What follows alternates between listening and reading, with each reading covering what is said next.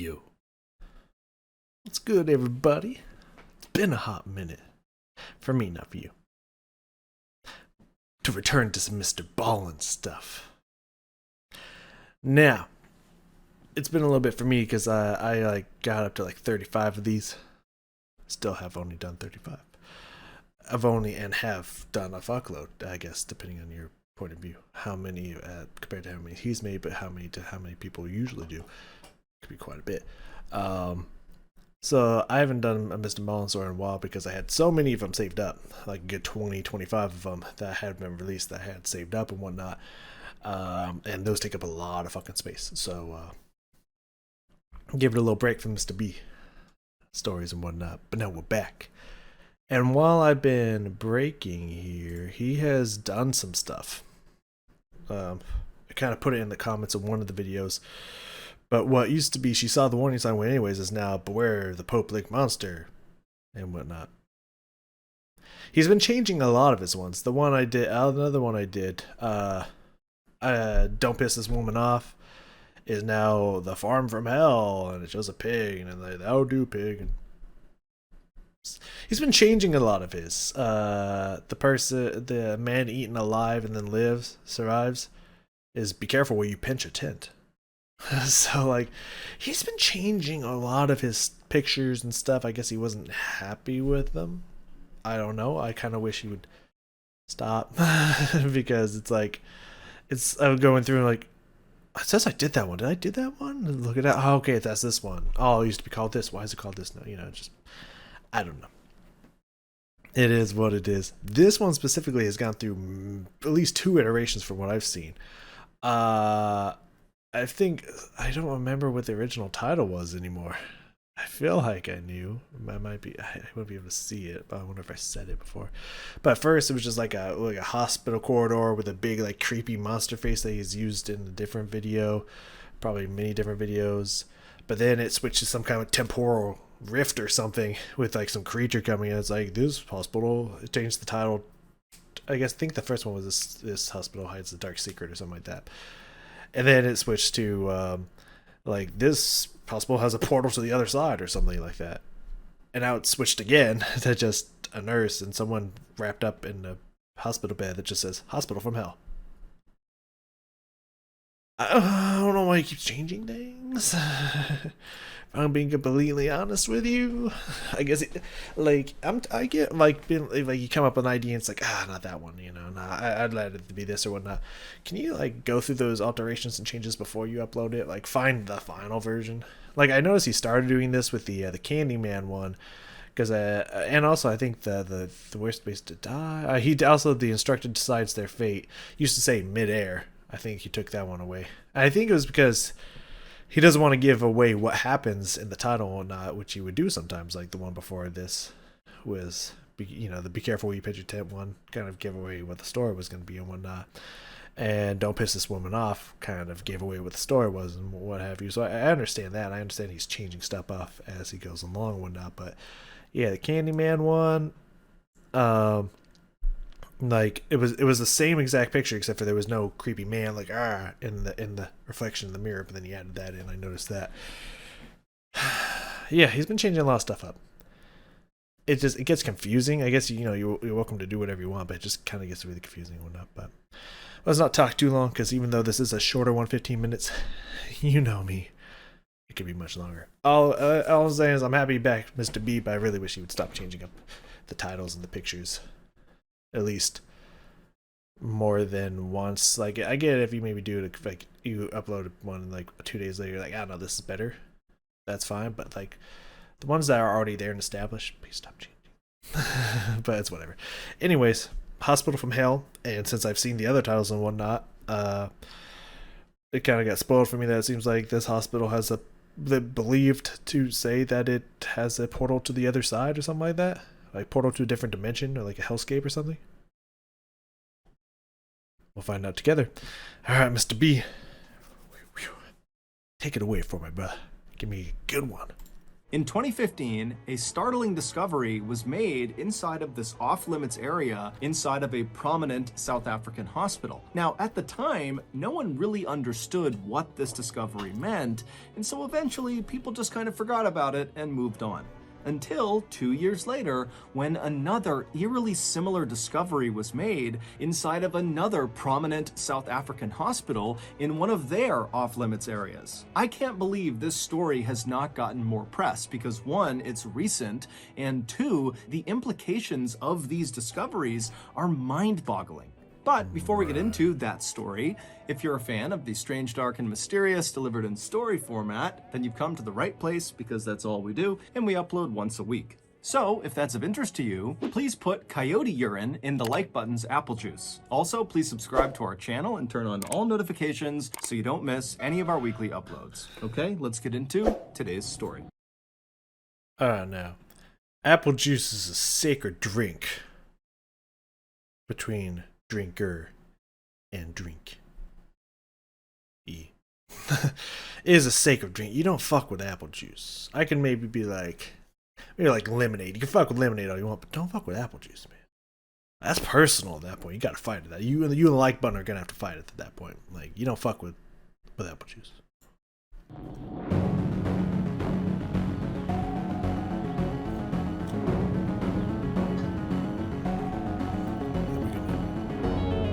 Missing patients.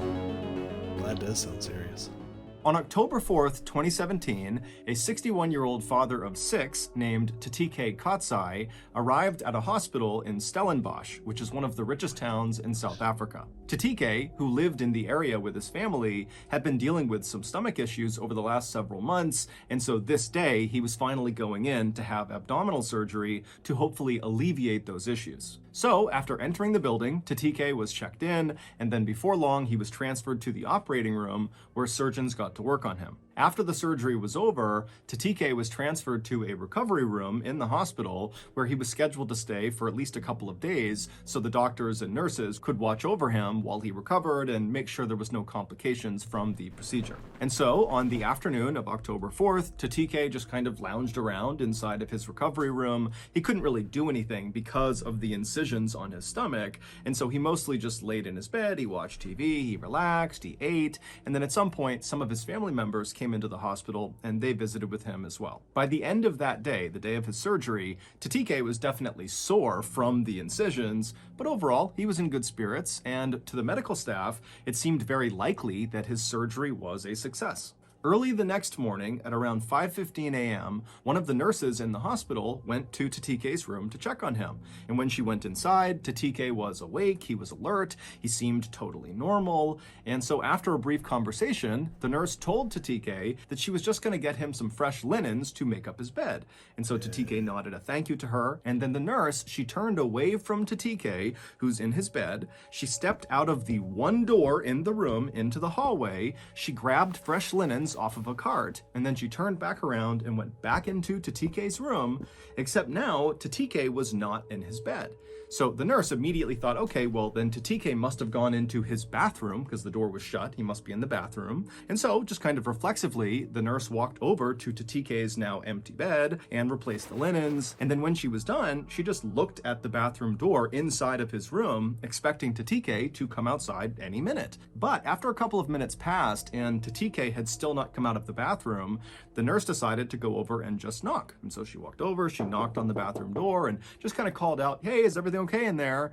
But there was no answer. And so the nurse eventually just tried the handle, and when she saw it was open, she called out that she was coming inside. She opened up the bathroom door, and it was empty. And so the nurse, she whipped her head around and looked back out at the room where Tatike should have been, and she saw, he's not on the bed, he's not under the bed, he's not anywhere in this room. Where could he have possibly gone? And she's thinking to herself, the only door out of this room is into the hallway, the same door that she had used to go out and get the linens. And if somehow Tatike had ran out of that door in the few seconds that her back was turned from Tatike, she certainly would have heard him or seen him. Because again, again, she was right outside the door and only outside of his room for a couple of seconds. Not to mention the fact, Tatike has major incisions on his stomach and could barely stand, let alone walk or run. And so, totally baffled, this nurse ultimately left the room and went and told her superiors.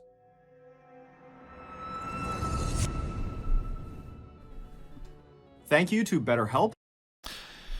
It's funny that he brings up BetterHelp in this one, because I have heard, I mean, I don't, this is not necessarily a credible source, but I have heard that the BetterHelp, not necessarily the people in that you get hooked up with in BetterHelp, but the organization itself is a little sleazy.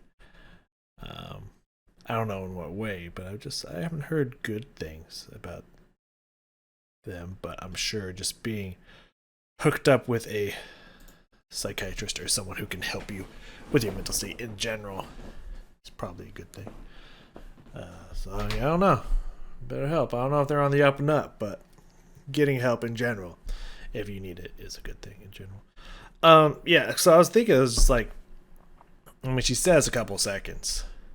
You know what I mean? I don't know if she literally walked out, grabbed, turned around, whacked back in, or she was like, folding some stuff, grabbing some stuff and whatnot. He just kind of slid out and just kept walking and whatnot when her back was turned or something.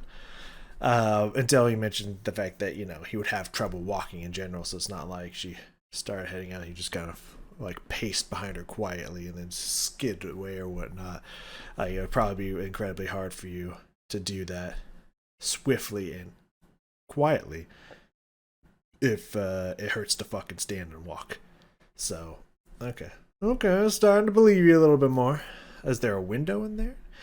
How are you going to jump out a window if you can barely walk?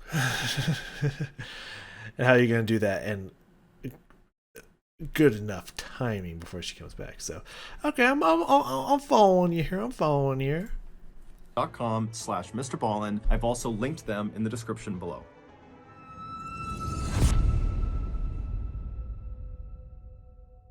This hospital would immediately begin looking for Tatike on the grounds of the hospital, but they would do it kind of quietly. They wouldn't call Tatike's family to tell them that, hey, we can't find him, nor would they call police. And some have speculated that either one, the hospital did not think this was an emergency, and or a little weird to not call the police, but you don't want to panic the family, and if he just turns up and it's like, oh, what are you doing over here, buddy? Get back over here. It's okay, family, it's fine, but if they searched the place top to bottom and didn't find him, then you probably should tell the family at that point. But if you're still in the process of looking for him, it's different, I guess. They would quickly find Tatike and that everything would be fine. Or two, the hospital was just so embarrassed at the idea that they lost a patient, they didn't want anyone to know. And so that's why they didn't tell anyone. Regardless, the hospital would search for Tatike all day on the 5th, the day he went missing, and they wouldn't find him. And then the next day, the 6th, the hospital again would spend the entire day quietly searching everywhere in the hospital, but they wouldn't find him again. And so finally, on the next day, the 7th, so 48 hours after Tatike had just kind of vanished inside of his room, the hospital would reach out to Tatike's family, and they would say to them, hey, is Tatike home with you guys? And the family was like, no. Okay. So I know I've at least gotten records from one person that doesn't like it when I say stuff, when Mr. Ballen's saying stuff. Little interjections here and there. I'm sorry. But I was saying is like I don't think you can lose a patient and let 48 hours go by without alerting at least police. I don't think you legally, or at least police and or their family, I don't think you can legally do that as a hospital. But then again, I don't really know what the laws and rules are in South Africa, so maybe. Can you imagine like someone you know, a family member of yours or someone or your friend or whatever is in the hospital, and then the hospital calls you and it's like, hey, is he there? It's just like, I'm sorry, the fuck did you just say to me? No, shouldn't he be there? Hell, we can't find him. I'd be like, the fuck do you mean you can't find them? Like, imagine that conversation. That's probably why they didn't want to call families. It's just like, well, this is going to be bad. Supposed to be with you. And so the hospital would say, well, he left 2 days ago, so we don't know where he is. And so Tatike's family is horrified, not only that they were totally left in the dark, but they would find out over the course of this conversation that the hospital had not even contacted the police yet. And so the family, they reached out to the police, and then later that day, the family would meet the police at the Stellenbosch hospital, and then a very public search of the property would ensue to look for Tatike. However, again, no one could find him. Authorities would continue to search both the hospital and also the neighboring area outside of the hospital over the next couple of days, but after they continued to find absolutely nothing, the search began to wind down. And so Tatike's devastated family was left with absolutely no idea what to think or what to do. Fast forward to October 20th, so 15 days after Tatike had gone missing. And on this day, the 20th, there was a construction crew at this hospital in Stellenbosch doing some renovations. And at some point on this day, one of the workers had to climb into the ceiling of one of the floors of this hospital. Now, the space above the ceiling is this tight, cramped space, almost like an attic. It's very big and wide. It's like the whole length of that floor. And really the only people that would ever go into the ceiling are construction workers or other authorized personnel that needed to do work. It's not a place that the public would ever go into. But when one of these workers went up into the ceiling, he had a headlamp on and he's kind of looking around. He's looking for what he needs to do up there. And at some point he turns his head and his light illuminates a person sitting in the corner far away from him, way up against the side in this tiny little attic space. And it would turn out it was Tatike, and he was deceased. The hospital had absolutely no clue how Tatike could have gotten up there. Not only is it obviously not a publicly accessible area, but the actual way to get up into the ceiling, the door that leads up into the ceiling, is very difficult to find. And even if Tatike found this entrance into the ceiling, it would have been nearly impossible for him to actually get into the ceiling. Because again, this guy has serious incisions on his stomach from the surgery he got. Which presumably means he didn't put himself up in there. So I think this nurse claims that TK went missing.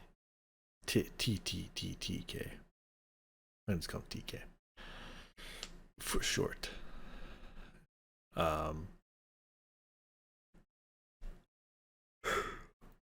In reality,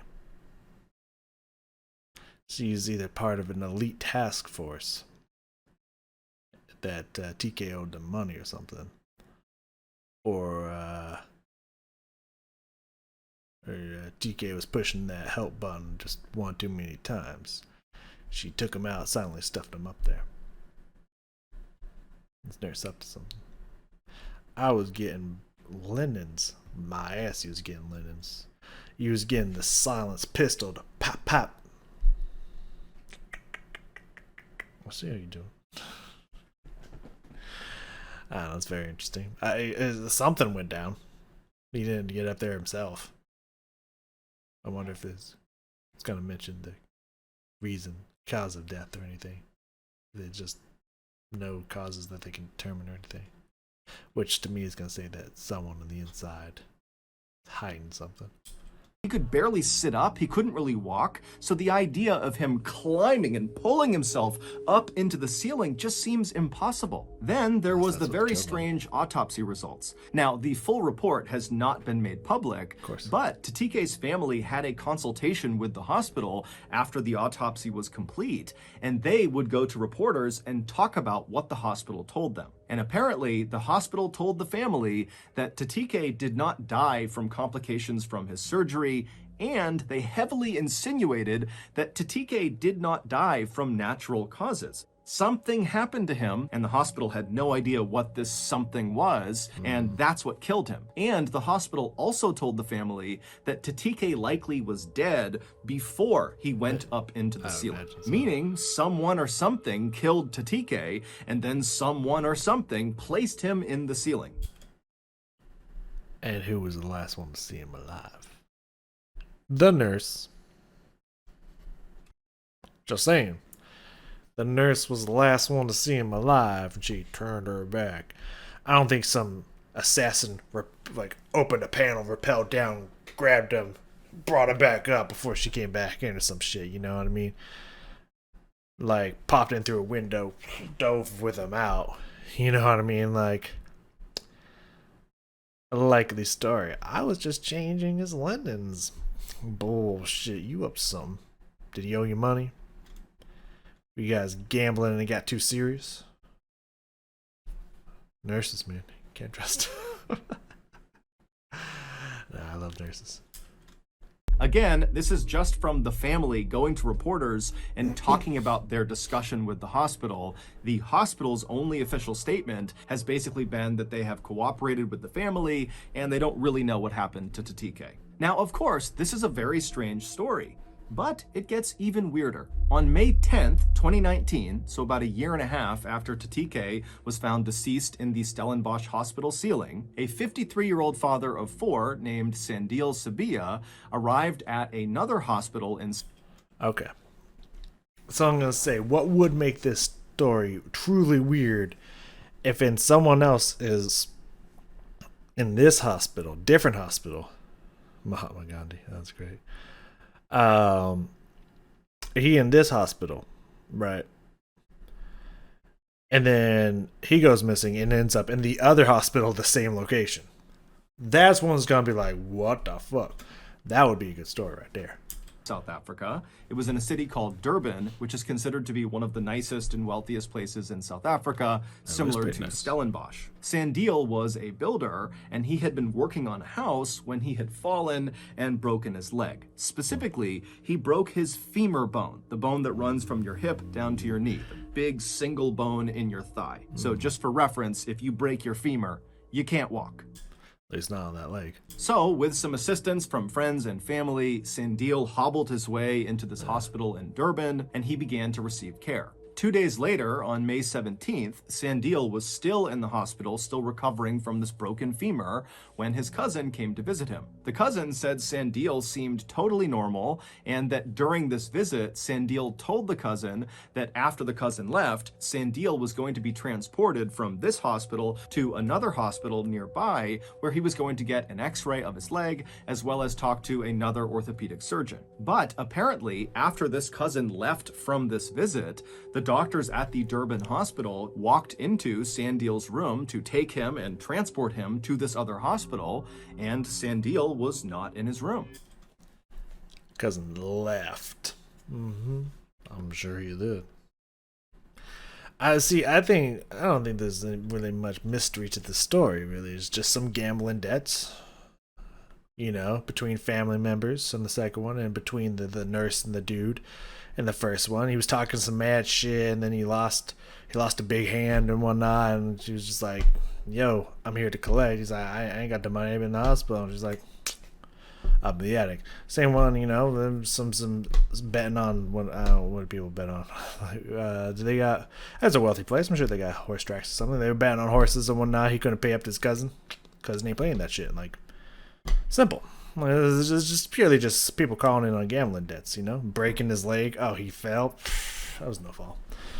Guy's leg broken. He couldn't pay his debts. Simple. That's all this is.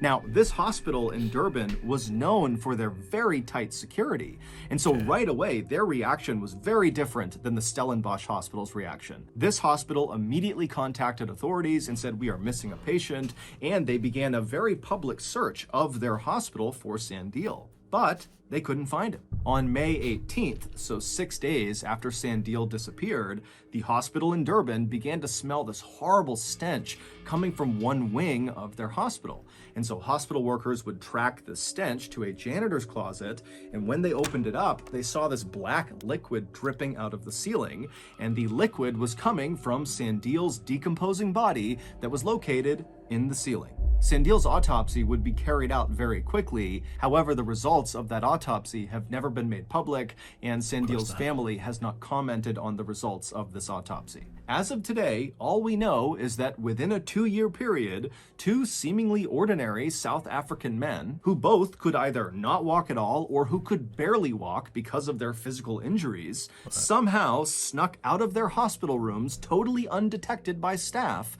and then wound up dead in the hospital ceiling. Some say the men really did somehow sneak out of their own accord and decided to go into the ceiling, and that's what happened. Others say both men were murdered and then placed into the ceiling, and still others think these 2 cases are the best examples of something called spontaneous teleportation, which is the hypothetical phenomenon where a human suddenly disappears and then almost instantaneously reappears in another location. But for now, there is no official explanation, so those are all just theories. And so it's up to you to decide what you believe.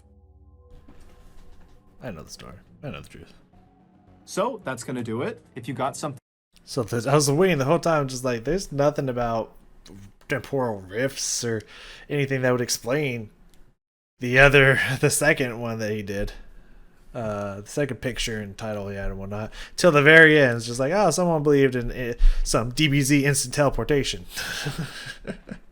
It's just like, yeah, I don't know about that one. Like, no, that one's open and shut case. That's very simple. So someone called in the money for gambling debts. They couldn't afford it. They got kneecapped or femur capped, thrown into the ceiling, man.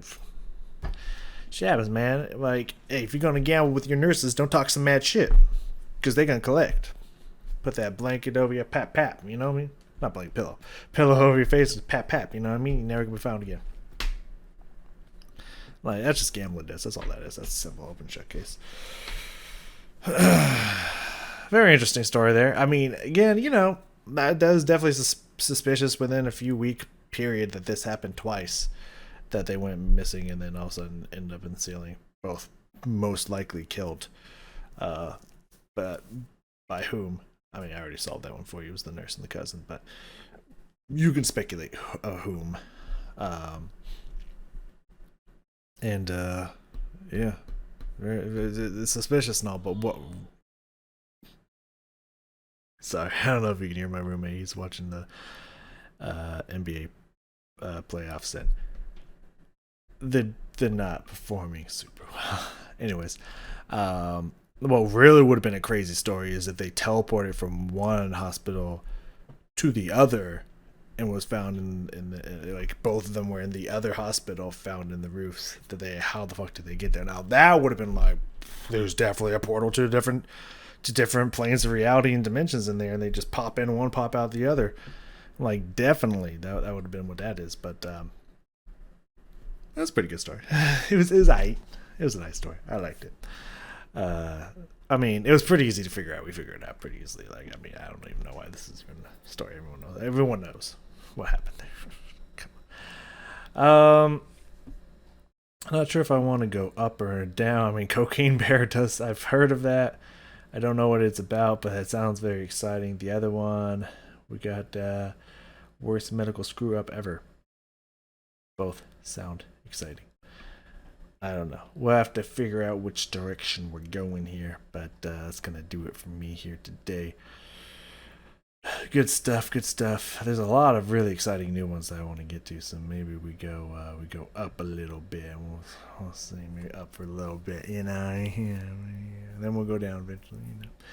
But we'll see what happens. Thank you all for joining me here today, and I will see you all next time.